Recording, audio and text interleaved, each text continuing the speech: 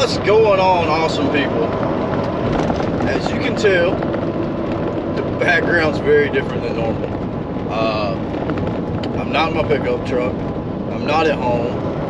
And obviously we're not in the woods. And you can probably tell Tony's not with me either. That's because right now, Tony is at home sleeping because I am at work, which seems to be where it seems like I'm always at here lately.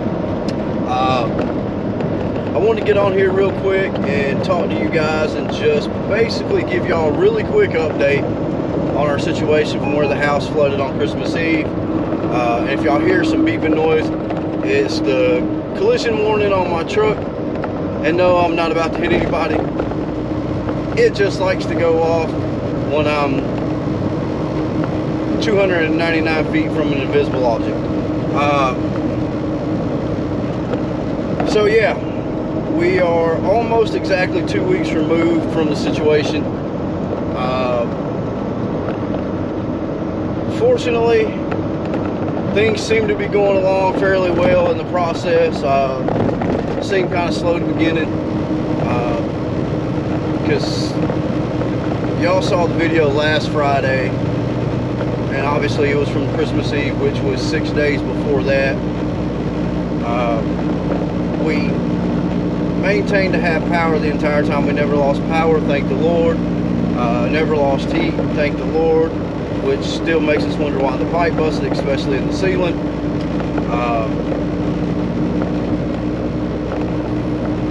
We did get water back on Wednesday of last week, so 4 days without water. Like I said in the video then, thankfully we had places to go to shower, all that good stuff. And we're making do with the stove not working. I got a lot of camping stuff. We got electric skillets and all that good stuff, so we're completely okay with all that.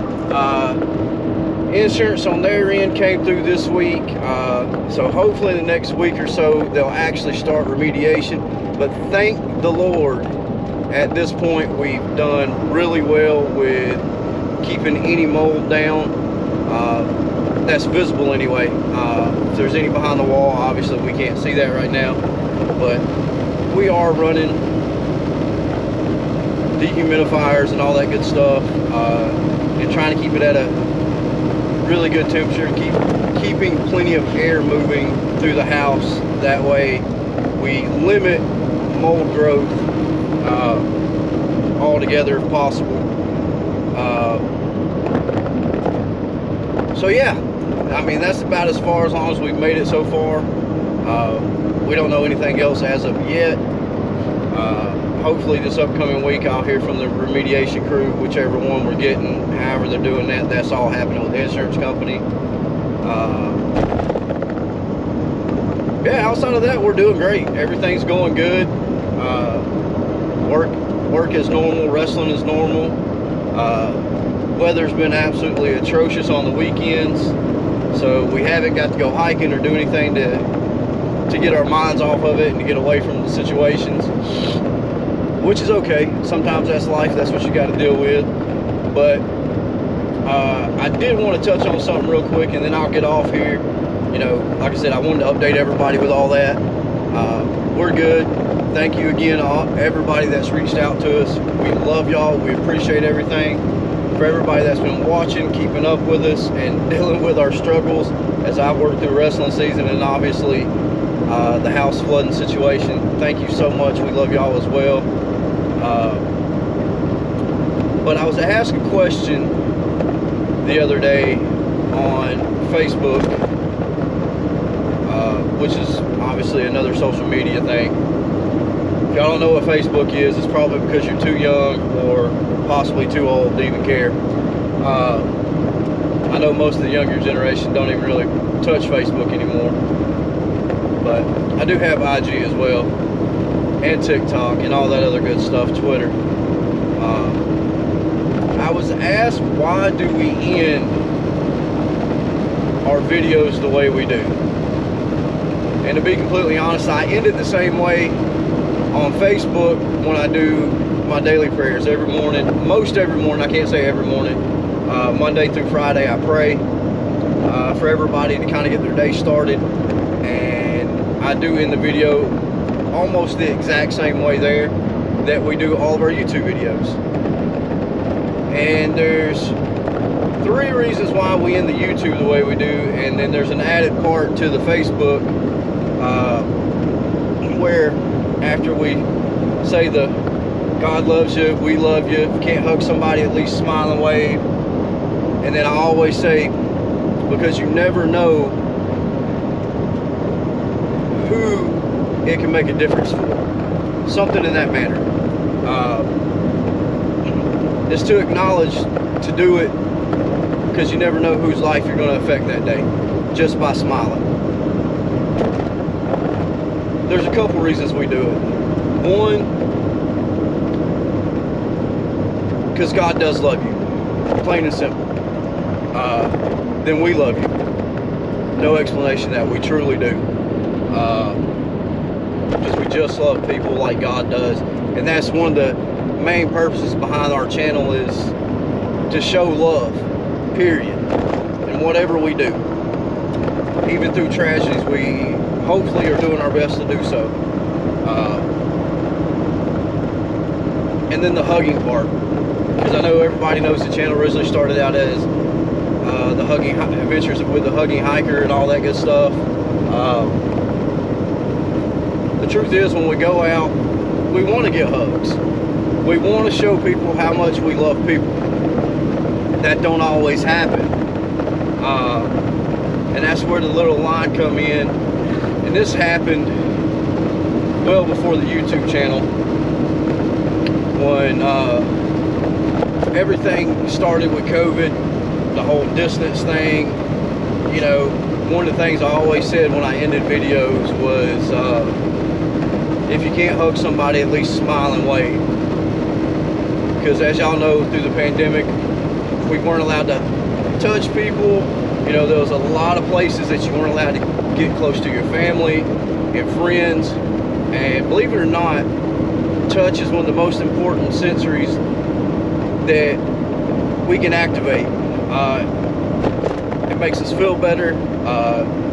It boosts your endorphins, all that good stuff. Good, healthy medical stuff. So that was huge, and that was important. That during that time, I wanted to point that out. And it was something that carried over, obviously, into our YouTube channel. That started with my prayers on Facebook. So that is where that comes from. The last part for Facebook, the story goes something like this. You never know whose life you can change or how you're going to affect somebody by just a smile. I don't know, most people don't know, may not know this, a lot might. Mental health and suicide is, depending on what study you look at, the 2nd to the 4th leading cause of deaths in the United States. And I promise you, just being nice to somebody, having that gesture of a smile, waving at them, acknowledging them as a person, can change their entire day, their week, their month, their year. Truth is, you may even save their life with it. So it's important to just be nice in that manner. And for us wanting to give hugs and not being able to, sometimes a smile is all we can give, or a wave is all we can give. So we do that. But there's actually a little story behind this that goes a little bit deeper for me. And it just touches on being careful what you say, because you never know what the effect of what you say or do might actually do, because you don't know someone else's personal situation. About 10 years ago, I was coaching youth football, and it was my first year coaching youth football on my son's team.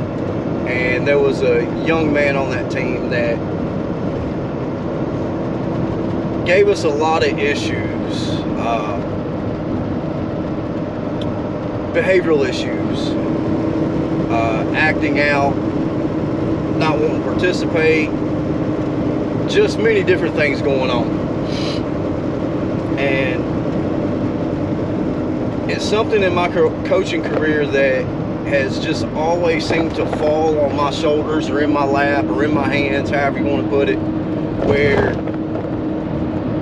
I tend to end up being more involved with young people that have issues at home or have issues within themselves, may not even be a home issue type situation.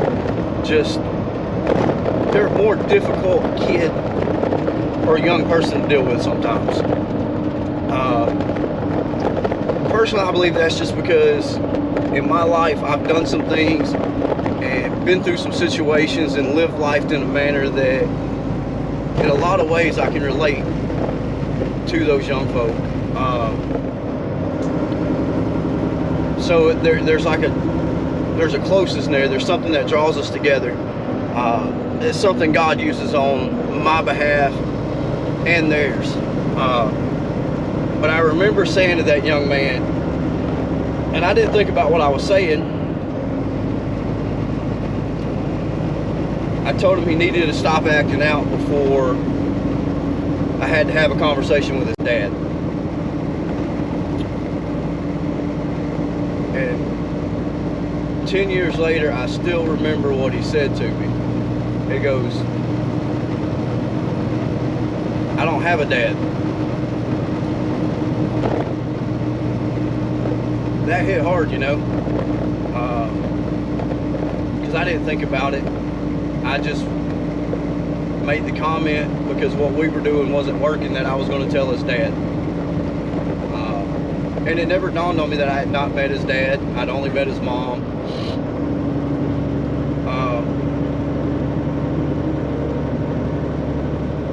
From that point on, I became very conscious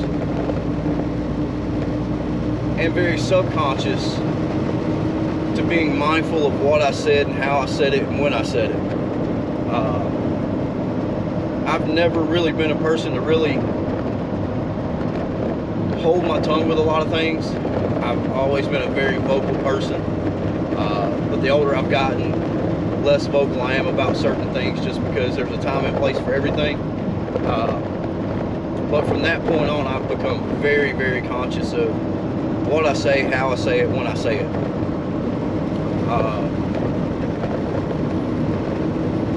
So it hits home when we end the videos the way we do, that we are really trying to reach people because we don't know their situation.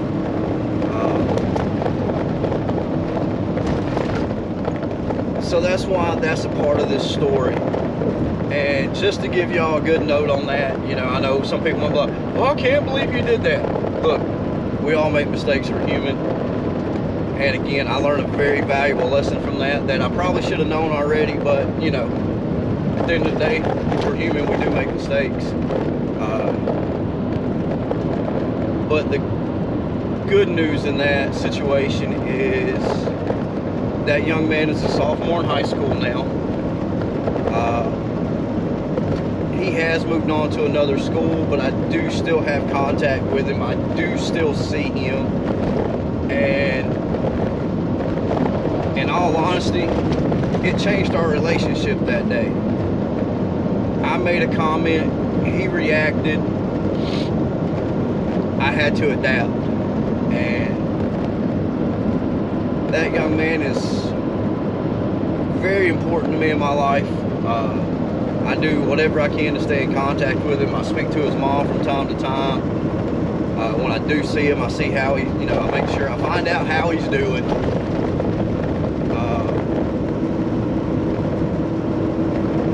because of that situation. He's turning out to be a great kid, good young man, pretty decent football player, pretty good wrestler. He's grown up quite a bit. Honestly, he's bigger than me now. But when we see each other, we still speak. I go up and give him a hug. We talk, we go on about our business. So there's a positive end to that. But again, it's just something, like I said, we want to show love, we want to show God's love. And in that situation, I learned the value of being careful of what I say, but more importantly, I became more aware of how people should see me, or the way I should act toward others all the time. And hopefully the camera just didn't fall over. I just looked up and noticed it's crooked. Thankfully with GoPro, they're pretty good about staying in one place until they get to a certain degree. But anyway, that's why we say what we do. That's the story that affects me, that I think about it when I smile at people, wave at people, and why it's important to me. And but yeah, you never know what people's going through. You don't know the situation they're in, how they feel. So be kind, smile, wave at them, let them know you love them. But that's going to do it. Sorry if I took too long. I wanted to get that off my chest because somebody had asked about it, and I wanted to give y'all an update. Hope y'all stick around. We're trying. I know we're struggling with the way work, wrestling, this time of year goes. We do got an adventure coming up soon. Hopefully the weather holds out where we can get out to it. Anyway, that's your update. That's the answer to the question if you were wondering. But this is where we're going to love you and leave you. So remember, God loves you. We love you. And if you can't hug somebody, at least smile and wave, because you really never know whose life you're going to make a difference in that day. We'll see y'all on the next one.